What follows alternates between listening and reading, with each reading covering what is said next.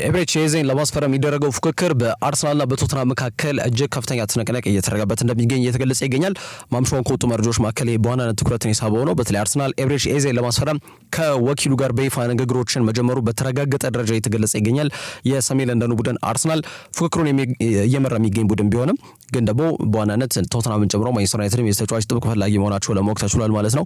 በአጠቃላይ የአርሰናልና የወኪሉ ንግግሮች የመጀመሪያ ንግግሮች ናቸው፣ ወይም ደግሞ ኢኒሺያል ቶክስ ምንላቸውን ንግግሮች ነው ያደረጉት። ይህ ማለት ተጫዋቹን ለማግኘት አርሰናል እንደ ክለብ ማሟላት ያለባቸው መስፈርቶች ምንድናቸው የሚለውን ጉዳይ ከወኪሉ ጋር እንዲሁ ማጣራታቸውን ለማወቅ ተችሏል ማለት ነው። ተጫዋቹ ውስጥ ዝውውሩን ይፈልጓል ወይ የሚሉትና ዝርዝር ነጥቦች የመወያያ ርዕሰ ጉዳዮቻቸው ስለመሆናቸው ለማወቅ ተችሏል። ኤዜ በበርካታ ክለቦች እንዲፈለግ የሚያስገድድ አይነት እንቅስቃሴ በዚህ ውድድር ዘመን ከደቡብ ለንደኑ ተወካይ ቡድን ክሪስታል ፓላስ ጋር ሲያሳልፍ የቆየ ተጫዋች ነው። አምና የክለብ አጋሩ የነበረው ማይክል ኦሊሴ ወደ ባየር ሙኒክ ማቅናቱን ተከትሎ ተረኛው እንግዲህ የደቡብ ለንደኑን ክለብ የሚለቀው ተጫዋች ኤዜ ስለመሆኑ ተጠቁሟል።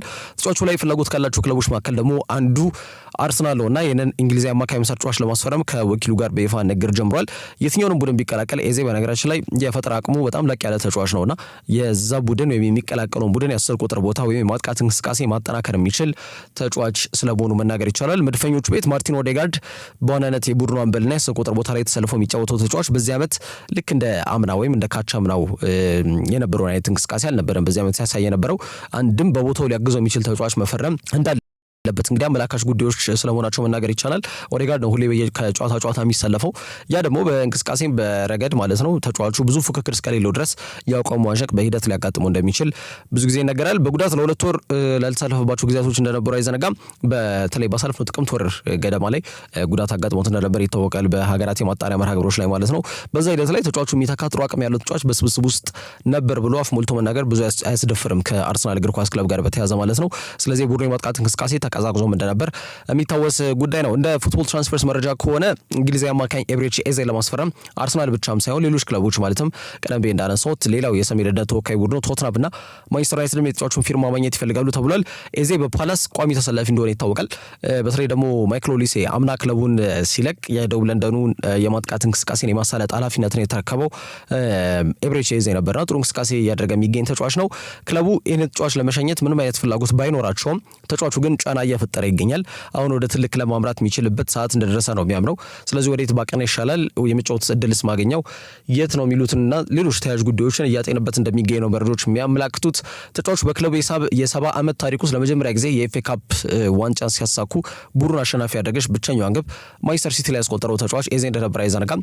የኤፍኤ ካፕ ክብረንም ሲያሳኩ በታሪካቸው ለመጀመሪያ ጊዜ እንደነበር የሚታወቅ ጉዳይ ነውና ኤዜ ከየትኛውም የፓላስ ደጋፊ በተለይ የማይጠፋ ትልቅ ወይም ደግሞ ትልቅ ገድል እንደፈጸመ መናገር ይቻላል ከዚህ እግር ኳስ ክለብ ጋር በተያያዘ ማለት ነውና በዋናነት አርሰናል ይህን ተጫዋች በጥብቅ ቢፈልጉትም ግን ደግሞ ቶተንሃምም በተለይ ደግሞ ለአሰልጣኝ ቶማስ ፍራንክ ስቴትመንት ሊሆን የሚችል ወይም ደግሞ የቀጣይ ዓመት የአውሮፓ ሻምፒየንስ ሊግ ተሳታፊ እንደመሆናቸው መጠን ስብስባቸውን በዛ ደረጃ ዝግጁ ለማድረግ ይፈልጋሉ። ያንን ሊያረጋግጥ የሚችልና የጄምስ ማዲሰን ቦታ ላይ ማጠናከሪያ ሊሆን የሚችለውን ኤዜን በእጃቸው ለማስገባትም እነሱም በጣም ከፍተኛ ትንቅንቅና ፉክክር እያደረጉ ይገኛሉ። በቀላሉ በዚህ ተጫዋች ጉዳይ ተስፋ እንደማይቆርጡ ነው ዴይሊ ሜልም በዘገባው ላይ ያመላክተው ማለት ነው። ኤብሬቺ ኤዜ በዚህ የዝውውር መስኮት ፓላስን ይለቃል ተብሎ ይጠበቃል። ግን ወዴት ያመራል የሚለው ጉዳይ ነው የሚጠበቀው ጎን ለጎን ማለት ነው። አርሰናልን ጨምሮ ሌሎች ቡድኖች በተለይ ተጫዋቹን ማስፈረም የሚፈልጉ ክለቦች ማለት ነው ተጫዋቹን ለማስፈረም በቀጣይ የሚወስዱት እርምጃ ምን ይሆናል የሚለው ጉዳይ እንግዲህ በቀጣይ የሚጠበቀው ነው። ኤዜ በአርሰናል አዳጊዎች መካከል በሆነው ሄሊንድ አካዳሚ ተጫውቶ ያለፈ ተጫዋች ነው። እንግዲህ አንዳንዴ በተለይ በአካዳሚ ተጫውቶ ያልፉና ብዙ በተለይ ጥሩ አቅም የላቸውም በሚል ከአካዳሚው ከተሰናበቱ በኋላ በሌላ ክለብ ወይም በሌላ አካዳሚ ካደጉ በኋላ ጥሩ አቅም ላይ ይደርሳሉ። አንዳንዴ የሚቆጩበትም አጋጣሚ ይፈጠራል። አንዳንዴ ደግሞ ትክክለኛ ውሳኔ የሚወስናሉና አርሰናል ከሚቆጩበት በተለይ ከሄሊንድ ካሰናበቷቸውና ወደ ሌሎች ክለቦች አቅንተው ጥሩ እንቅስቃሴ አድርገው በአሁኑ ሰዓት መነጋገሪያ እየሆኑ ከሚገኙ ተጫዋቾች መካከል አንዱ ኤብሬቺ ኤዜ ነውና ምናልባትም ኤዜ በድጋሚ አርሰናልን የመቀላቀል ፍላጎት ሊያሳይ እንደሚችል አመላካች ነጥቦች ናቸው። ይህ በእንዲህ እንዳለ ግን ቶተንሃምም ማንቸስተር ዩናይትድም ኤዜን ለማስፈረም ፍላጎት አላቸው። በፉክክሩ ረገድ ግን አርሰናል ከፊት እየመራው የሚገኘው ክለብ ስለመሆኑ መናገር ይቻላል።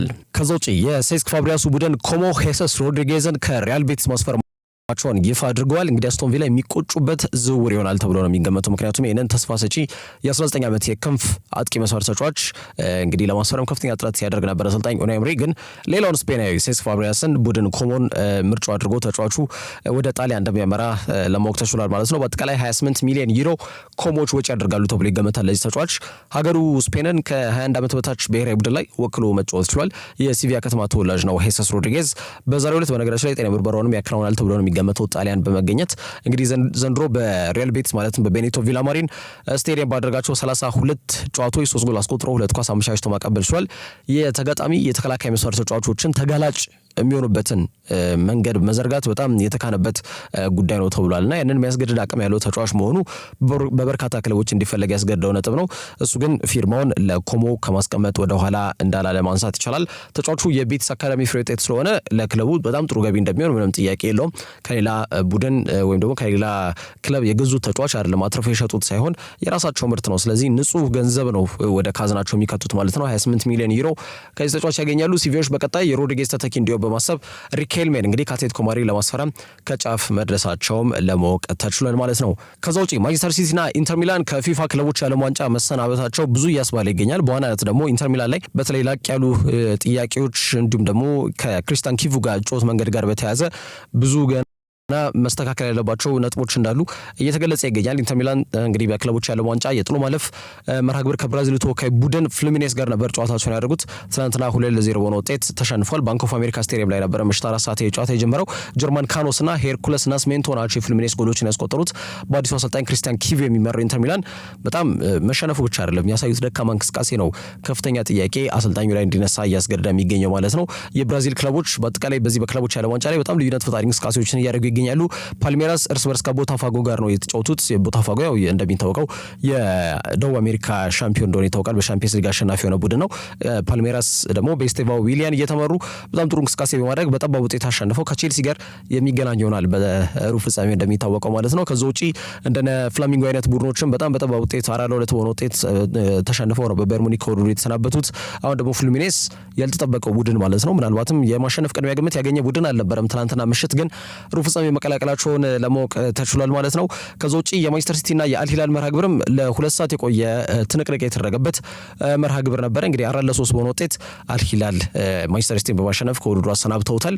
እንዴት ማንቸስተር ሲቲ በአልሂላል ይሸነፋል? የብዙዎች በተለይ ደግሞ በልዩነት ማንቸስተር ሲቲ ደጋፊዎች ማንሳት ያለባቸው ጥያቄ ሳይሆን አይቀርም። ምክንያቱም በየትኛውም ክለብ መመዘኛ እና መስፈርቶች ማንቸስተር ሲቲ የተሻለ ቡድን ነው ከአልሂላል በተጫዋች ጥራት፣ በተጫዋች ጥልቀት፣ በሊግ ልዩነት ተወዳጅና በጣም ፈታኝ በሆነ ሊግ ላይ ስሙን የተከለ ቡድን ነው። ማንቸስተር ሲቲ እንዴት በሳውዲ አረቢያ ሊግ ቡድን ይሸነፋል? የብዙዎች ጥያቄ ነውና ትናንትና በተለይ መደበኛው 90 ደቂቃ 2-0 በሆነ ውጤት ነበር የተጠናቀቀው። በተጨመሩት 30 ደቂቃዎች ላይ ነው እንግዲህ ካሊዶ ኩሊባሊ 94ኛው ደቂቃ ላይ ጎል አስቆጠረ። ፊል ፎደን 104ኛው ደቂቃ ላይ ሲቲን በድጋሚ አቻ አድርጎ 3-0 በሆነ ውጤት ጨዋታው ተጠናቀቀ ሲባል 112ኛው ደቂቃ ላይ ማርኮስ ሊዮናርዶ በጨዋታው ለሱ ሁለተኛ ለቡድኑ ደግሞ አራተኛና አሸናፊውን ጎል ማስቆጠር እየቻለው ማለት ነው። በአጠቃላይ ሲሞኔ ኢንዛጊ ምን አይነት በጣም ጥሩ ታክቲሽያን የሆነ አሰልጣኝ እንደሆነ አመላካች ነጥብ ነው። ፔፕ ጋርዲዮላ ላይ ግን ግልጽ በሆነ መልኩ በተለይ እንደ ቲጃኒ ሬንደርስ፣ ሪያን ቼርኪ፣ ክላውዲዮ ኤክቬሪ አይነት ሌሎች መሰል ተጫዋቾችም ስብስቡን ተቀላቅለው በዚህ በክለቦች ያለ ዋንጫ ላይ የተንቀሳቀሱ ይገኛሉ። ቢያንስ የውድድር ዘመኑን ያለ ዋንጫ ላለማጠናቀቅ በጣም ጥርስ ነክሰው ይቀርቡበታል የተባለበት የዚህ ውድድር ምዕራፍ ላይ ከውድድሩ መሰናበታቸውን ለማወቅ ተችሏል ማለት ነው። አሁን ባለው ወቅት ሁኔታ እንግዲህ ተጫዋቾቹ ወደ እረፍት ጊዜያቸው የሚበተኑ ይሆናል። ከዛም ከተወሰኑ ሳምንታት በኋላ ደግሞ በክለቡ የቀድሞ ውድድር ዝግጅቶች ላይ እንደገና ሪግሩፕ ያደርጋሉ ተብሎ ይገመታል። በዚህ ሂደት ግን አሁንም ቢሆን በዝውውር መስኮት ላይ በጣም በንቃት በስፋትም ይንቀሳቀሳል ተብሎ ነው የሚገመተው ማንቸስተር ሲቲ ማለት ነው። ስለዚህ በቀጣይ ማንቸስተር ሲቲን ጥሎ ያለፈው አልሂላል ኢንተር ሚላንን ጥሎ ካለፈው ፍሉሚኔስ ጋር ጨዋታቸውን ያደርጋሉ ማለት ነው። የክለቦች ዓለም ዋንጫ ዛሬም ይቀጥላል። ሪያል ማድሪድ ከጁቬንቱስ ምሽት 4 ሰዓት የሚደረገው መርሃ ግብር ነው። ሌሊት 10 ሰዓት ደግሞ ቦሩሲያ ዶርትመንድ ከሰርጂዮ ራሞሱ ሞንቴሪ ጋር ጨዋታቸውን ያደርጋሉ። አሸናፊው ቡድን በሩብ ፍጻሜ እርስ በርስ የሚገናኙ ይሆናል ማለት ነው። ከዛ ውጪ ኢብራሂማ ኮናቴ ሊቨርፑልን የኮንትራት ጥያቄ ውድቅ እንዳደረገ የሚታወቅ ጉዳይ ነው። ያንን ተከትሎ ሊቨርፑሎች ተጫዋቹን ለመሸጥ ለመገደድ ሊወስኑ ይችላሉ የሚሉ ሀሳቦች ጎን ለጎን እየተሰነዘሩ ይገኛሉ። እንግዲህ ሊቨርፑል ደጋፊዎች ተጫዋቾቻቸውን በጣም የጠገቡባቸው ያክል ሊሰማቸው እንደሚችል ይገመታል። ምክንያቱም ትሬንት አሌክሳንደር አርኖልድን ማንሳት ያስፈልጋል። በሊቨርፑል ውሉን ለማደስ ፈቃደኛ ያልሆነው አንድም ወደ ማድሪድ የማቅናት ህልሙ ነው። የቅርብ ጓደኛው ቤሊንጋም ተጽዕኖ ይጠቀሳል። እንዲሁም የማድሪድ ጥያቄ የማይገኝ አጋጣሚ አድርጎ መቁጠሩም ሶስተኛው ምክንያት ሊሆን ይችላል። ሌላ ዋነኛው ጉዳይ ግን በሊቨርፑል ከፍተኛው ተከፋይ ተጫዋች መሆን እንደሚፈልግ ማሳወቁን ተከትሎ ነው። እንደሚታወቀው ያ እንደማይሆን ከተነገረው በኋላ ነው በይፋ ወደ ማድሪድ ለማቅናት ሙሉ ለሙሉ እንዲወስን ያስገድደው ማለት ነው። አሁን ደግሞ ውላቸው እንዲያድሱ ለማድረግ ክለቡ ጥረት እያደረገባቸው የሚገኙ ተጫዋቾች መካከል አንዱ ኢብራሂማ ኮናቴ ነውና ፈረንሳይ የተከላካይ መስመር ተጫዋች በጣም አመርቂ የሚባል የተከላካይ መስመር ጥምረትን ከቨርጅል ቫን ዳይክ ጋር እንደፈጠረ ይዘነጋል። በተለይ በዚህ ዓመት ሊቨርፑል ሻምፒዮን እንዲሆኑ የኋላ ደጀናቸው አስተማማኝ እንዲሆን በማድረግ ሂደት ላይ የኮናቴን ሚና መናቅ ብዙ አያስፈልግም። ኮናቴ በ2021 አርቢ ላይፕዚግን ለቆ ሊቨርፑልን ሲቀላቀል ያስቀመጠው የ5 ዓመት ኮንትራት ነው እስካሁን ድረስ ያለው። ይህ ማለት ውሉ በቀጣይ ዓመት ይጠናቀቃል ማለት ነው። ሊቨርፑል ለመቆየት ቢያንስ አሁን ከሚከፈለው 80,000 ፓውንድ ነው የሚከፈለው በሳምንት ላይ ኢብራሂማ ኮናቴ በጣም ጥሩ እንቅስቃሴ እያደረገ የሚገኝ የተከላካይ መስመር ተጫዋች ምናልባትም በፕሪሚየር ሊጉ ካላቸው ጥምረት የአርሰናልን የዊሊያም ሳሊባና የጋብሪኤል ማጋሌሽን ጥምረት ነው ልናነሳ የምንችለው። ከዛ ውጪ የሊቨርፑልን ጥምረት የተከላካይ ጥምረት የበለጠ ለዞም በዚህ ዓመትም ጠንካራው ጥምረት ከአርሰናል ይልቅ የሊቨርፑል እንደነበር ማንሳት ይቻላል። ይህ በእንዲህ እንዳለ በ80,000 ፓውንድ ለዚህ ተጫዋች መክፈል ግፍ ነው የሚሆነው። በተለይ ሊቨርፑል ብዙ ጊዜ ያው ሊቨርፑል ይታወቃል ተጫዋቾችን በማስፈረም በጣም ጥሩ ይንቀሳቀሳል፣ ግን ደግሞ ለማስፈረም የሚያቀርበው ኮንትራት ላይ በጣም ዝቅተኛ ክፍያ ነው የሚያቀርበውና ያ ጉዳይ በጣም በስፋት ከክለቡ ውጭ ቁጠባ እንቅስቃሴዎች ጋር በተያያዘ የሚሄዱበት ፖሊሲያቸውና ከሄዳቸው ሊሆን ይችላል። ግን ተጫዋቾችን ብዙ ደስተኛ ያደርግም። በተለይ ደግሞ ኮንትራታቸውን ለማደስ በሚደረግ ጥረት ላይ ትልቅ እንቅፋት እንዲያጋጥማቸው ያስገዳል። መሐመድ ሳላህ ላይ የተፈጠረው ነገር ማስታወስ ይቻላል። 11ኛው ሰዓት ላይ ነው ውሉን ያደሰው። ቨርጅል ቫን ዳይክም ተመሳሳይ በሆነ መልኩ ትሬንት ውሉን ለማደስ ፈቃደኛ ሳይሆን ቀርቷል። እንደና ሉዊስ ዲያዝ አይነት ተጫዋቾችን ውላቸውን እንዲያድሱ ማድረግ አልቻሉም። ምክንያቱም የሚከፈላቸው ደሞዝ በጣም ከፍተኛ ዝቅተኛ ከመሆኑ ጋር በተያያዘ ማለት ነው። አሁንም ለኢብራሂማ ኮናቴ ቢያንስ 120,000 ፓውንድ ተጨምሮለት 200,000 ፓውንድ እንዲከፈለው ይፈልጋል ሳምንታዊ ክፍያው። ይሄ የትኛውም የፕሪሚየር ሊግ ተጫዋች እኮ በጣም ጥሩ እንቅስቃሴ የሚያደርጉ ተጫዋቾች የሚከፈላቸው ክፍያ ነው። ብዙ የተጋነነ አይደለም። የትኛውም ተጫዋች የተሻለ ገቢ ማግኘት ስለሚፈልግ ማለት ነው። የኮናቴም ጥያቄ ሰውኛ ነው። በመጀመሪያ ጊዜያቶቹ በጉዳት ምክንያት የታሰበውን ያክል መንቀሳቀስ እንዲሁም ደግሞ እንደ ልብ ግልጋሎት መስጠት ያልቻለ ነበር። አሁን ግን ወጥነት ባለው መልኩ ያለፉትን 2-3 ዓመታት በጣም አመርቂና ወጥነት ያለው እንቅስቃሴ እያደረጉ ከሚገኙ ተጫዋቾች መካከል ኮናቴ ይጠቀሳል። ይሄ ዋንጫ የበሉበት የውድድር ዘመን ማሳያ ነው። በሁሉም ጨዋታዎች 36 ጨዋታዎች ላይ ነው ተሰልፎ የተጫወተው። 2 ጎል አስቆጥሮ 2 ኳስ አመቻችቶ አቀብሏል። ከቫን ዳይክ ጋር የተመሩት ጥምረት ደግሞ የሊጉን ክብር እንዲያጎናጽፉ ትልቅ አስተዋጽኦ እንደነበረው የሚታወቅ ጉዳይ ነው።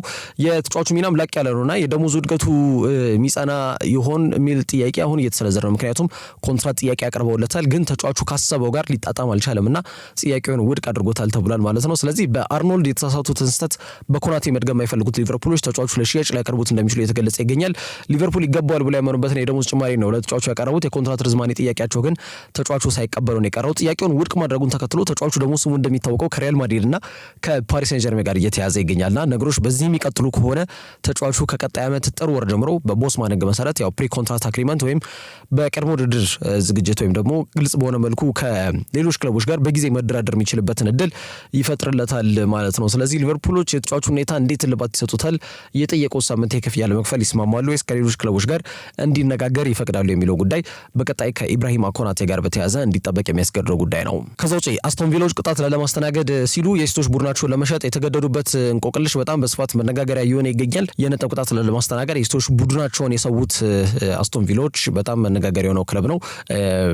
በተለይ መፍትሄ ያበጁበት መንገድ አይደለም መነጋገሪያ ነው፣ ግን የሴቶች እግር ኳስ አደገ አላደገ ደንታም የሌለው ቡድን መሆኑን ያሳየበት ነው በሚል ነው። በጣም በነገራችን ላይ ቦይኮት እየተደረገ ይገኛል። ክለቡ ጣት እየተቀሰረበት፣ ጥያቄዎች እየተነሱበት በማህበራዊ ትስስር ገጾች ላይ በተለይ ደግሞ የአስቶን ቪላ ደጋፊዎችም ሳይቀር ክለባቸው ላይ ከፍተኛ ጫና እያሳደሩ ይገኛሉ። በተለይ ደግሞ የውመን ሱፐር ሊግ የባርክሌይስ የእንግሊዝ የሴቶች ፕሪሚየር ሊግ ማህበርም ክስ ክለቡ ላይ ከፍታሉ ብሎ እየተናገረ ይገኛል። እንደሚታወቀው የፕሪሚየር ሊጉ ትርፋማነትና ይዘት ክፍፍል ወይም የፕሮፊታቢሊቲ ኤንድ ሰስቴናቢሊቲ ሬጉሌሽንስ ወይም ፒኤስአር ህግጋቶችን ክለቡ ጥሷል በሚል በጣም ከፍተኛ ስጋት ውስጥ ወድቆ የነበረና የነጥብ ቅጣቶችን ለማስተናገድ ከጫፍ የደረሰ ቡድን እንደነበር አይዘነጋም። 11ኛው ሰዓት ላይ ግን የሴቶች ቡድኑን በመሸጥ እንግዲህ ከቅጣት የተረፈበት አጋጣሚ እንደተፈጠረ ማንሳት ይቻላል። አሁን ከዚህ ጋር ተጣጥሞ እየሄደ የሚገኝ ቡድን ስለመሆኑ መናገር ይቻላል። ለዴሊ ቴሌግራፍ ጋዜጣ የሚጽፉት ማትሎና ሳም ወለስ ደግሞ እንደ ጻፉት ከሆነ ወይም ደግሞ እንዳስነበቡት ከሆነ ቪላዎች የሴቶች ቡድናቸውን በ55 ሚሊዮን ፓውንድ መሸጣቸውን ያረጋገጡት ያንን ተከትሎ የበርሚንጋሙ ቡድን ቪላ ልክ እንደ ኤቨርተን እና ልክ እንደ ኖቲንጋም ፎረስት ሁሉ ከሚተላለፍባቸው የነጥብ ቅጣት መትረፍ መቻላቸውን አረጋግጠዋል ማለት ነው። አምናም እንደምናስታውሰው ኒውካስል ዩናይትድ የፈረንጆቹ ሰኔ 30 ቀን ከመድረሱ በፊት እንደነ ኤሊየት አንደርሰን እና ያንኩባ ሚንቴ አይነት በጣም ቁልፍ ተጫዋቾችን ሳይፈልጉ ሳይወዱ በግድ ለኖቲንጋም ፎረስትና ለብራይተን አሳልፈው በመሸጥ የነጥብ ቅጣት ከማስተናገድ መትረፋቸው የሚታወስ ጉዳይ ነው። አሁንም አስቶን ቪላ ተጨማሪ የነጥብ ቅጣት ተጨማሪ ያልኩኝ ምንም አይነት ቅጣት ተላልፎባቸው አያውቅም፣ ግን በቀጣዩ ዓመት ቢያንስ የነጥብ ቅጣት እንዳይተላለፍባቸው በማድረግ ሂደት ላይ ትልቅ አስተዋጽኦ ያበረክትላቸዋል ተብሎ ይገመታል። ቀደም ብዬ ግን እንዳልኩት ነው። ለምሳሌ አርሰናል ሴቶች ቡድን የአውሮፓ ሻምፒየንስ ሊግን አሳክቷል። የቼልሲ ሴቶች ቡድን ደግሞ በፕሪሚየር ሊጉ ባለፉት 3-4-5 ዓመታት በጣም ስኬታማና ጠንካራው ቡድን እንደነበር ማንሳት ይችላል። የአውሮፓ ቻምፒየንስ ሊግን የሚያሳካ ቡድን ነው በእነዚህ 5 ዓመታት ጊዜ ውስጥ ማለት ነው። የኢስቶች ቡድን ሁሌ ልክ እንደ ወንዶቹ በተለይ ወንዶቹ ረፍት በሚወስድበት ሰዓትም ዋናው ቡድን ላይ ወይም ደግሞ ለምሳሌ ቼልሲም ከሆነ በብሪጅ አርሰናልም ከሆነ በኤምሬትስ በጣም ሶልድ አውት ወይም ደግሞ የስቴዲየማቸውን አጠቃላይ የቲኬት ገቢም እያስገቡ ደጋፊዎች እየገቡ የኢስቶች ጨዋታን እያበረታቱ በሚገኙበት በዚህ ሰዓት ላይ አስቶን ቪላ የኢስቶች እግር ኳስ አደጋ ላደገ ብዙም ለውጥ የለም በሚል እሳቤ የኢስቶች ቡድናቸውን የሸጡበት ቢያንስ አንድ ቁልፍ ተጫዋች ቢሸጡ ያው 55 ሚሊዮን ፓውንድ ሊያገኙ የሚችሉት ከሁለት ተጫዋች በዛ ከተባለ ከሁለት ተጫዋች ሊያገኙት ይችላሉና እነዚህ ሁለት ተጫዋች ቢያንስ ከምሰዋ የኢስቶች ቡድን በሰዋ ይሻላል በሚል ክለቡ የሄደበት እርምጃና አቅጣጫ መነጋገር ይሆናል። ከውመንስ ሱፐር ሊግ ከእንግሊዝ ፕሪሚየር ሊግ ከእንግሊዝ የሴቶች ፕሪሚየር ሊግ ይቅርታ ከፍተኛ ጥያቄዎች እንዲሁም ደግሞ ክስም ለክለቡ ላይ ሊደርስ ይችላል የሚሉ ሀሳቦች ናቸው ጎን ለጎን እየተሰነዘሩ የሚገኙት። ከዛ ውጪ ጆኒ ኢቫንስ በዩናይትድ ቤት ይቆያል ተብሏል። ግን የሚቆየው በተጫዋችነት ሲሆን በሌላ የስራ ዘርፍና እንዲሁም ደግሞ ሚናና ቦታ ተሰጥቶት ነው ዩናይትድ ይቆያል ተብሎ የተገለጸ የሚገኘው። አንጋፋው የቀዮች ሰይጣናት የማል ተከላካይ መስመር ተጫዋች እንደሆነ ይታወቃል። ጆኒ ኢቫንስ ጫማው እንደሚሰቅል ካሳወቀ በኋላ ከዩናይትድ ጋር በይፋ መለየቱ የሚታወቅ ጉዳይ ነው። አየርላንዳዊ ተከላካይ መስመር ተጫዋች አሁንም በዩናይትድ ቤት በተጫዋችነት ሳይሆን በሌላ የስራ ዘርፍ አብሮ ከክለቡ ጋር እንደሚቀጥል ለማወቅ ተችሏል። ጆኒ ኢቫንስ ከዩናይትድ በውሰት ወደ ሌላ ክለብ የሚያቀኑ ተጫዋቾች የክህሎት እድገታቸውን እንዲሁም ደግሞ የሚሰጣቸውን የመሰለፍ እድል የሚከታተል የቡድኑ ዘርፍ ላይ ኃላፊነት ተሰጥቶት በዚህ የስራ ዘርፍና ሚና ላይ እንግዲህ ክለቡን ያገለግላል ተብሎ የተገለጸ ይገኛል። ኢቫንስ በጣም ስኬታማ የሚባሉ የዩናይትድ ተጫዋቾች መካከል አንዱ ነው። ለክለቡ ወደ 386 ጨዋታዎችን ማድረግ ችሏል። 14 ጎሎችን በስሙ ያስቆጠረበት አጋጣሚ እንዳለ ማንሳት ይችላል። እሱ ተሰልፎ ከተጫወተባቸው ጨዋታዎች ደግሞ 97 ጊዜ መረቡን አስደፍሮ ወይም ደግሞ ጎል ቡድኑ ሳይቆጠረበት የወጣበት አጋጣሚ እንዳለ መናገር ይቻላል። በኦልድ ትራፎርድ ቆይታው 3 ፕሪሚየር ሊግ እና እንዲሁ ደግሞ አንድ የቻምፒየንስ ሊግ ክብርን መጎናጸፍ የቻለ ተጫዋች ነው። ከዚህ ጎን ለጎን በተለይ ሌላው የቡድኑ የቀድሞ ተጫዋች ዳረን ፍሌቸር የማንቸስተር ዩናይትድ የቡድኑ ዓመት በታች ቡድን በይፋ ለማሰልጠን መስማማቱ አይዘነጋም። ስለዚህ እነዚህ ሁለት የዩናይትድ ተጫዋቾች ማለት ነው በሌላ የስራ ዘርፍ ከክለቡ ጋር አብሮ እንደሚቀጥሉ መረጃዎች በስፋት የጠቆሙት ጉዳይ ስለመሆኑ መናገር ይቻላል። ከዛ ውጪ የአትሌቲኮ ማድሪዱ ሬናልዶ ማንዳቫ ሰንደርላንድን በይፋ ለመቀላቀል መስማማቱ ተገልጿል። የ31 ዓመቱ ሞዛምቢካዊ የግራ መስመር ተመላላሽ የተከላካይ ስፍራ ተጫዋች በማል ተከላካይ ቦታ ላይ መሰለፍ ይችላል። በነገራችን ላይ ወደ ፕሪሚየር ሊጉ ማደጋቸውን ያረጋግጡትን ጥቋቁር ድመቶችን ወይም ደግሞ ሰንደርላንዶችን በይፋ የሚቀላቀል ይሆናል። ሬኒልዶ እንግዲህ ሰንደርላንዶቹን ይህን ተጫዋች ለማስፈረም ምንም አይነት ገንዘብ አይወጡም፣ በነፃ ዝውውር ነው የሚያገኙት። 65,000 ፓውንድ ግን ሳምንታዊ ክፍያ የሚከፍሉት ይሆናል ማለት ነው። ሬኒልዶ ማንዳቫ በአሁኑ ሰዓት በክለቦች የዓለም ዋንጫ ለክለቡ አትሌቲኮ ማድሪድ ተሰልፎ ሲጫወትም አይተነዋል። የውድድር ምዕራፍ እንግዲህ ፍጻሜውን ያገኛል ተብሎ ነው የሚገመተው። ይህ ሲሆን በይፋ ለጤና ምርመራም ወደ እንግሊዝ ያቀናል ተብሎ ይገመታል። ሬኒልዶ ማንዳቫ በ2022 ነበር የፈረንሳዩን ተወካይ ቡድን ሊልን በመልቀቅ አትሌቲኮ ማድሪድ ነው የተቀላቀለው ማለት ነው። የሮጂ ብላንኮቹ ማሊያ በማጥለቅ ደግሞ 74 ጊዜ ተሰልፎ መጫወት የቻለ ተጫዋች ነው። ዘንድሮ ወደ ዓለማችን ፈታኙና ተወዳጁ ፕሪሚየር ሊግ መቀላቀላቸውን ያረጋገጡት ሰንደርላንዶችን ይቀላቀላል።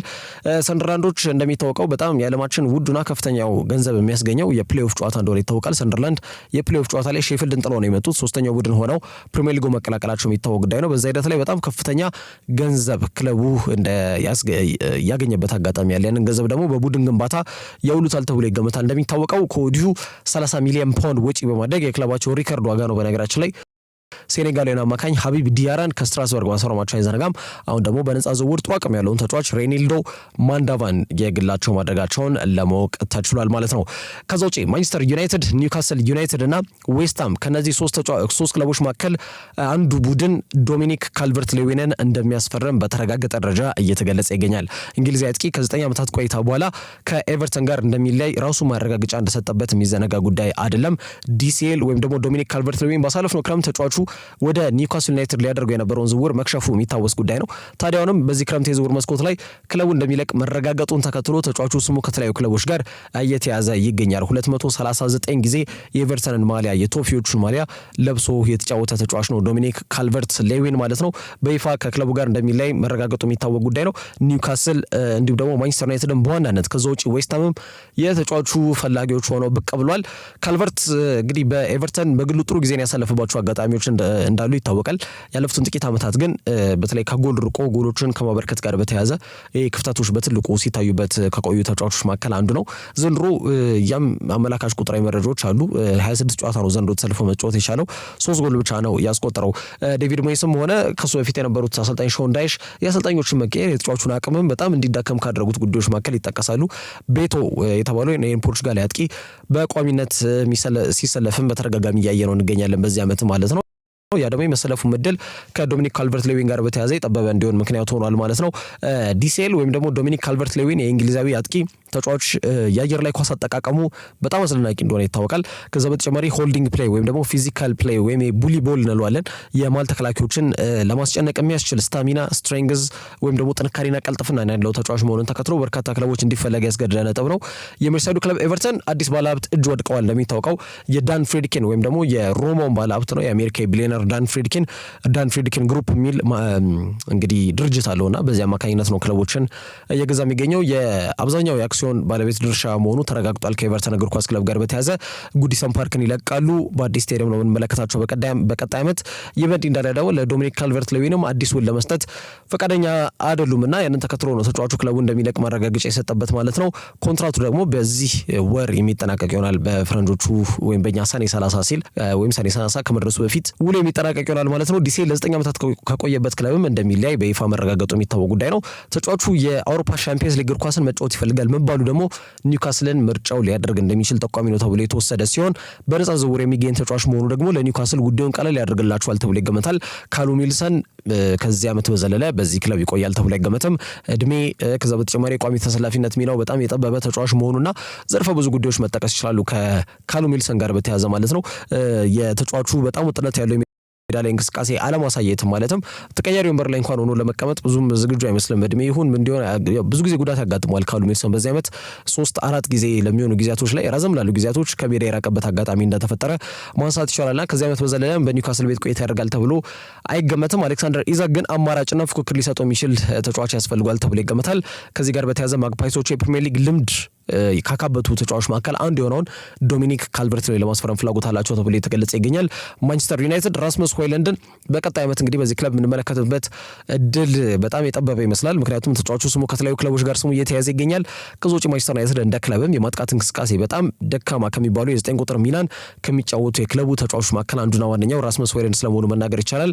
የተሰጠውን እድል በሚገባ ከመጠቀም አንስቶ ማለት ነው። ያው 72 ሚሊዮን ፓውንድ ነው የወጣበት አትላንታን ለቆ ሲመጣ ያንገ ነው ገና ወጣት ነው ግን በተለይ ማንቸስተር ዩናይትዶች የሚፈልጉትን አይነት የአጥቂ መስመር ተጫዋች መሆን አልቻለምና ያንን ተከትሎ በተለይ በነጻ ዝውውር የሚገኝ ተጫዋች አይናቸው ስር እያለ ይህንን እድል አይጠቀሙበትም ተብሎ አይገመትምና ተጫዋቹን ለማነጋገርም ቀጠሮ ይዟል የሚሉ ጉዳዮች ናቸው እየወጡ የሚገኙት። ስለዚህ ማንቸስተር ዩናይትድም የዲሴል ፈላጊ ናቸው። ዌስትሃሞች ከሚሼል አንቶኒዮ ጋር በተያያዘ ነው። ሚሼል አንቶኒዮ ጉዳት አጋጥሞታል። መሐመድ ኩዱስ ደግሞ ክለቡን ይለቃል ተብሎ ነው የሚገመተው በዚህ ክረምት የዝውውር መስኮት ላይ። ስለዚህ የማጥቃት እንቅስቃሴያቸው በጃሬድ ባውን በቡድኑ አምበልና በኒኮላስ ፉልክሩግ እጅ ላይ ብቻ ይወድቃል ማለት ነው። ስለዚህ ያንን ለማጠናከር ዲሴልም ለማስፈረም ፍላጎት አሳይተዋል ተብሎ የተገለጸ ይገኛል። ስለዚህ ከነዚህ 3 ክለቦች መካከል ዶሚኒክ ካልቨርት ሌዊን የትኛውን ክለብ መርጦ ወደ የትኛው ክለብ ያቀናል የሚለው በመጪዎቹ ጥቂት ጊዜያቶች ላይ ምላሽ ያገኛል ተብሎ ይጠበቃል። ተጫዋቹ ግን የሻምፒየንስ ሊግ እግር ኳስን ቅድሚያ የሚሰጠው ጉዳይ ከመሆኑ ጋር በተያያዘ ኒውካስል ዩናይትድን ሊቀላቀል የሚችልበት እድል ሰፊ ነው ተብሎ በስፋት እየተገለጸ ይገኛል ከዶሚኒክ ካልቨርት ሌዊን ጋር በተያያዘ ማለት ነው። ከዛ ውጪ ሁጎ ኤክቲቴን ለማስፈረም በሚደረገው ጥረት ማንቸስተር ዩናይትድ ፉክክሩን በይፋ ተቀላቅሏል ተብሏል። ክለቡ ደግሞ ከ100 ሚሊዮን ዩሮ ያነሰ ገንዘብ አልቀበልም የሚል ሀሳብ ይዞ እየወጣ ይገኛል። እንግዲህ ለድርድር እጅግ በጣም አስቸጋሪ ከሆኑ ክለቦች መካከል አንዱና ዋነኛው አይንትራክ ፍራንክፈርት ነው። ለዚህ ተጫዋች ሌላው ካቀረብኩት ገንዘብ ፍክቻ አይደለም እያለ የሚገኝ ክለብ ነው ልክ እንደ ሌቨርኩሰን ማለት ነውና እንደወረደ መጠየቀው 100 ሚሊዮን ዩሮ ካልቀረበልኝ በስተቀር ይሄንን ተጫዋች አልለቅም ወይም ደግሞ አልሸኝም ሲል ቴክኒካል ዳይሬክተራቸው ማርከስ ክሮሼ ማረጋገጫ የሰጠበት ጉዳይ ሆኗል። በነገራችን ላይ ከሁጎ ኤክቲቴ ጋር በተያያዘ እንደሳቸው ንግግር ከሆነ ለተጫዋቹ ተገቢ ዋጋ ያ ነው፣ ትክክለኛ ዋጋ ካልቀረበ ተጫዋቹ ከኛ ጋር ነው የሚቆየው የሚል ማረጋገጫ ሰጥተውበታል። ይህንን ተስፈኛ ወጣት ፈረንሳይ ተከላካይ ማነው የአጥቂ መስመር ተጫዋች ለማስፈረም ሊቨርፑልና ቼልሲ ነበረ በጣም ከፍተኛ ትንቅንቅ እያደረጉ ይገኛሉ ተብሎ ሲገለጽ የቆየው። ሊቨርፑል በዋናነት በተለይ በስብስባቸው ውስጥ ያሉት እንደ ዳርዊን ኑኔዝ እና እንዲሁም ደግሞ ዲየጎ ጆታ ያቋም በጣም መዋዠቅ የሚታይበት ተጫዋች ነው። በአጠቃላይ የአርነ ስሎት እምነትን ማግኘት አልቻሉም ሁለቱም ተጫዋቾች። በቀጣይ ዓመትም ያገኛሉ ተብሎ እድል ለመስጠትም ፈቃደኛ አይደለም አርነ ስሎትና ቦታውን ማደስ ነው የሚፈልገው። እንደሚታወቀው ፍሎሪያን ቪርትስን አግኝቷል። አሁን ደግሞ የማጥቃት እንቅስቃሴያቸውን ይበልጥ ለማጠናከር በ9 ቁጥር ቦታ ላይ ሁጎ ኤክቲቴ ላይ ናቸው ስለማረፉ ነው የተገለጸ የሚገኘው። ቼልሲ በዋናነት ይህንን ተጫዋች ለማስፈረምም ከሁሉም ክለብ በፊት በተለይ ወኪሉን በማነጋገርም ድርድሮችን የጀመረው ክለብ እንደነበር ይታወሳል። ግን ያው ምን እንደሆነ ባልታወቀ ሁኔታ ፊታቸውን ወደ ዴላፕ ዙሮ ይህንን ተጫዋች አስፈርሞታል። ጃክሰንም አለ 9 ቁጥር ቦታ ላይ፣ ማርክ ጊዮ አለ 9 ቁጥር ቦታ ላይ። አሁን ደግሞ ኤክቲቴና አራተኛ አጥቂ ለማድረግ እየተንደረደረ ነው። ግን ያው ዴላፕን ማስፈረማቸው መጠነኛ በሆነ መልኩ እንቅስቃሴያቸውን ፈዘዝ አድርጎታል ተብሎ የተገለጸ ይገኛል። በርካታ ምንጮች ደግሞ ማንቸስተር ዩናይትድ በይፋ ፉክክሩን ተቀላቅሏል ተብሎ የተገለጸ ይገኛል። የቪክተር ጊዮኬሬሽ በጣም ሲትኮም የሚመስል አይነት ድራማ እንደቀጠለ ነው። እንደሚታወቀው የሚነገረው ነገር እንዳለ ውሸት ነው ብሎ ተናግሯል። ተጫዋቹ ትክክለኛው ሰዓት ሲደርስ ስለ ሁሉም ነገር እውነቱን አፈርጠዋለሁ ብሎ ራሱ ተጫዋቹ ተናግሯል። ይሄ ድራማን ቁጭ ብሎ የመታዘብ ፍላጎት የላቸው ማንቸስተር ዩናይትዶች ተጫዋቹ ማግኘት የማይቻልበት አጋጣሚ ካለ ወደ ኤክቲቴ ፊታቸውን አዙሯል ተብሎ የተገለጸ ይገኛል። ምክንያቱም በማቲያስ ኩኛና በብራያን ምቤሞ ሁለቱም አጥቂ አይደሉም። የቡድኑ የማጥቃት እንቅስቃሴ ደግሞ መጠናከር መቻል አለበት ተብሎ ከታመነ አጥቂ ማፈረም መቻል አለበት። ሆይላንድ ብዙ እምነት የሚጣልበት ተጫዋች ይሆናል ተብሎ አይገመትም በቀጣይ ዓመት። ከዛ ጋር በተያያዘ ማንቸስተር ዩናይትድ ሁጎ ኤክቲኬን ለማስፈረም በይፋ ፉክክሩን ተቀላቅሏል ተብሎ የተገለጸ ይገኛል። በመጪው ክረምት መስኮት ትኩረትን ከሚስቡና መነጋገሪያ ከሚሆኑ ርዕሰ ጉዳዮች መካከል አንዱ የሁጎ ኤክቲኬ ነው። ኤክቲቴ እያልኩ ነበር፣ ይቅርታ ጠይቃለሁኝ። ሁጎ ኤክቲኬ ነው የሚባለው የተጫዋች። ይህንን ተጫዋች ለማስፈረም ከፍተኛ እንቅስቃሴ እያደረጉ የሚገኙ 3 የፕሪሚየር ሊግ ክለቦች በዋናነት እንዳሉ ማንሳት ይቻላል። 9 ቁጥር ጭራሽ አጥቂ እንግዲህ በገበያው ላይ እየጠፋ ነው እየተባለ በሚገኝበት በዚህ ሰዓት ላይ ከተገኙ በጣም ውስን ከሚባሉ የ9 ቁጥር በጣም ጥሩ አቅም ካላቸው የአጥቂ መስመር ተጫዋቾች ተርታ ስሙ ይሰለፋል። የተስፈኛ አጥቂ ኤክቲኬ ይሄ ፈረንሳይ ተጫዋች ከኦማር ማርሙሽ ከአሁን ማንቸስተር ሲቲ ቤት ከሚገኘው ይሄ አጥቂ መስመር ተጫዋች ጋር በፍራንክፈርት የፈጠሩት ጥምረት አስደናቂ እንደነበር እናስታውሳለን። ማርሙሽ 59 ሚሊዮን ፓውንድ ወጪ ተደርጎበት ነው ወደ ማንቸስተር ሲቲ ያመራው። ያን ተከትሎ ፍራንክፈርት አሁን ደግሞ ኤክቲኬን የመሸኘት ፍላጎት የላቸውም። ምክንያቱም የማጥቃት እንቅስቃሴያቸው በጣም ሊሳሳ እንደሚችል ስለሚገመት ማለት ነው። ግን የሚቀርብላቸው የዝውውር ሂሳብ 100 ከሆነ ብቻ ግን ራሳቸውን ለድርድር ዝግጁ ያደርጋሉ ተብሎ ይገመታል። ምክንያቱም ተጫዋቹ እስከ 2029 በዶቼ ባንክ ፓርክ የሚያቆይ ውል አለው። እንግዲህ የቀድሞ ፓሪስ ሴን ጀርሜን አጥቂ መስመር ተጫዋች ነው። ስለዚህ ክለቡ ይህንን ተጫዋች ለመሸኘት ምንም ያቻኩላቸው ነገር የለም ማለት ነው። እስከ 2029 ውሉ አለ። ስለዚህ ዘና ብለው ተጫዋቹን የሚሸኙበትን መንገድ በተለይ ለድርድር ራሳቸውን ዝግጁ የሚያደርጉበት በራሳቸው መስፈርት ላይ ብቻ ዝውውሩ ማከናወን የሚችሉበት አጋጣሚ ካለ ብቻ ዝግጁ ሆነው ይቀርባሉ ተብሎ ነው የሚገመተው እንጂ በሌሎች ክለቦች መሰረት ያደረገ የዝውውር ዑደት ውስጥ አይገቡም። ወይም ደግሞ 1 ዓመት ብቻ የሚቀረው አይነት ተጫዋች ቢሆን ኖሮ ሳይወዱ በግድ ይሸኛሉ። አሁን ግን 4 ዓመት ነው የሚያቆየው ገና ያለው ውል ማለት ነው። ስለዚህ ሌቨርኩሰኖች ይቻኩላሉ ተብሎ አይገመትም ማለት ነው። ሸኙት ከተባለ ደግሞ ከማርሙሽ በበለጠ ቢያንስ ባቸው ሪካርድ የሆነ ሽያጭ እንደሆነ ይፈልጋሉ ተብሏል። ማለትም 80 ሚሊዮን ፓውንድ ሪካርድ ሽያጫቸው ራንዳል ኮሎሙዋኒ ነው። የተጫዋች አምና ወደ ፓሪስ ሴን ጀርሜን ሲያቀና ማለት ነው ከ2 ዓመት በፊት ይቀርታ ያኔ የሚወጣበት ሂሳብ 80 ነው። እርግጥ ነው ግን በዩሮ ነው የወጣበት 80 ሚሊዮን ዩሮ ነው የወጣው ለራንዳል ኮሎሙዋኒ ማለት ነው። አሁን ግን 80 ሚሊዮን ፓውንድ እንዲወጣ ነው የሚፈልጉት ለሁጎ ኤክቲኬ ማለት ነው። ይህንንም ኮት ኦፍ ሳይድ ማረጋገጫ ሰጥቶበታል። 22 ዓመቱ ላይ ነው የሚገኘው የተጫዋች። በሁሉም ጨዋታዎች ዘንድሮ በተሰለፈባቸው 38 ጨዋታዎች 22 ጎል አስቆጥሯል። 12 ኳስ ደግሞ አመቻችቶ አቀብሏልና በተለይ ለሜዳ ላይ ቅንጅት ያጫወት ተጫዋቹ ምቹ እንደሆነ አሲስቶቹ አመቻችቶ ያቀበላቸው 12 ኳሶች አመላካሽ ነጥቦች ናቸው። በዚህም የሚያሳየው እንቅስቃሴ በተለይ ጥሩ የሚገርም አሰልጣኝ ካገኘ ዓለማችን ላይ አሉ ከሚባሉ ጥሩ የአጥቂ መስመር ተጫዋቾች ታርታ ስሙ ሊካተት የሚችል ተጫዋች እንደሆነ ብዙዎች ይስማማሉ። በዩሮፓ ሊግ ያው ቶተናም ላይ ጎል እንዳስቆጠረ ይታወቃል። በግማሽ ፍጻሜ ታዋቂውን የቴሪ ዳንኤል ሆኔን የደስታ አገላለጽ ተጠቅመው ለሚፈልጉት የፕሪሚየር ሊግ ክለቦችን መልእክት ያስተላለፈ ተጫዋች እንደነበር እናስታውሳለን። ሌሎች የፕሪሚየር ሊግ ክለቦች ኒውካስልን ጨምሮ ሊቨርፑል፣ አርሰናልም ተጫዋቹን ለማስፈረም የሚያስችል አቅም ያላቸው ሌሎች ክለቦች ናቸው። ግን የአሰልጣኝ ኤንዞ ማሬስካ ቡድን ቼልሲ ተጫዋቹን ለማስፈረም ከወኪሉ ጋር ንግግሮችን በመጀመር በተሻለ መንገድ እየተጓዘ የሚገኘው ክለብ መሆኑንም ጎል ዘግቧል ማለት ነው። መግቢያ ላይ እንግዲህ ፍራንክፈርት ለድርድር የሚመች ቡድን አይደለም ያልኩበት ዋነኛው ምክንያት የሸጧቸውን ከዚህ በፊት በድርድር ውስጥ የሸጧቸውን ተጫዋቾች መመልከት በቂ ነው። ለምሳሌ ሉካ ዮቪችን ወደ ማድሪድ ሲሸኙት በጣም ተደራድረው በጣም ከፍተኛ ገንዘብ ነው ለዚህ ተጫዋች የተቀበሉት። በጣም ሪያል ማድሪድ የሚቆጩበትና ከሰርንበት ከሚሉ ተጫዋቾች መካከል አንዱና ዋነኛው ይሄ ሰርቢያ አጥቂ ነው። በአሁኑ ሰዓት በሮሳኔሪዮቹ ኤሲ ሚላን ቤት ሳንሲሮ ቤት ጾታ ይገኛል ሉካ ዮቪች። ሌላው ተጫዋች ራንዳል ኮሎሙዋኒ ከ2 ዓመት በፊት ወደ ፓሪስ ሴን ጀርሜን ሲሸኙት የክለባቸው ሪካርድ በሆነ ዋጋ ነው የሸኙት። ኮሎሙዋኒን ግን የተጠበቀበትን ያክል እንቅስቃሴም እያሳየ እንደማይገኝ ይታወቃል። ያው በሉዊስ ኤንሪኬ የወቅቱ ምርጡ ቡድን ፓሪስ ሴን ጀርሜን ነው፣ ግን የስብስቡ አካል መሆን አይችልም በሚል እንግዲህ በውሰት ወደ ጁቬንቱስ እንደሸኙትና በዛ ክለብ ቆይታ እንዳደረገ ይታወቃል። ሌላው ተጫዋች ማርሙሽ ነው። ለማርሙሽ እንኳን ድርድሩ ያልዘገየበት ዋነኛው ምክንያት ማንቸስተር ሲቲ የጠየቁን ገንዘብ መክፈል ስለሚችል ነው። ብዙ ጊዜ የጠየቁት 59 ነው። 59 ቀረበ፣ በቃ ማርሙሽን ወሰዱት ተብለው ማርሙሽን የወሰዱበት አጋጣሚ ያለና ተጫዋቹ ያው ጥሩ እንቅስቃሴ እያደረገ ይገኛል። ምንም ጥያቄ የለውም። ግን ለድርድር ክለቡ ዋጋ ለመቀነስ በሚሉት ጉዳዮች ላይ በጣም አስቸጋሪ የሆነ ቡድን እንደሆነ ለማመላከት ያክል ነው እነዚህን ተጫዋቾች የተጠቀስ ነው ማለት ነው። አሁንም ቢሆን ለሁጎ ኤክቲኬ ደግሞ የክለባቸው ሪከርድ የሆነ ዋጋ እንዲቀርብላቸው ይጠብቃሉ የሚሉ ጉዳዮች እየወጡ ይገኛሉ። ዩናይትድ ፉክክሩን ተቀላቅሏል። ቼልሲም እንግዲህ ፍላጎታቸው ትንሽ ቀዝቀዝ ቢልም አሁንም ቢሆን ሙሉ ለሙሉ ይህንን ተጫዋች ለማስፈረም ከሚደረጉ ፉክክር ውጪ ናቸው ተብሎ ሊጠቀስ አይችልም። ሊቨርፑልም በጣም በጥብቅ ይህንን ተጫዋች ይፈልጓልና በቀጣይ ምን ነገሮች ይከሰታሉ ከሁጎ ከኡጎ ኤክቲኬ ጋር በተያዘ እንዲጠበቅ ያደርጓል። ለዛሬ ያዘላችሁ ስፖርታዊ መረጃዎች እነዚህ ይመስላሉ። ያላችሁበት ጥሩ ጊዜ ነው።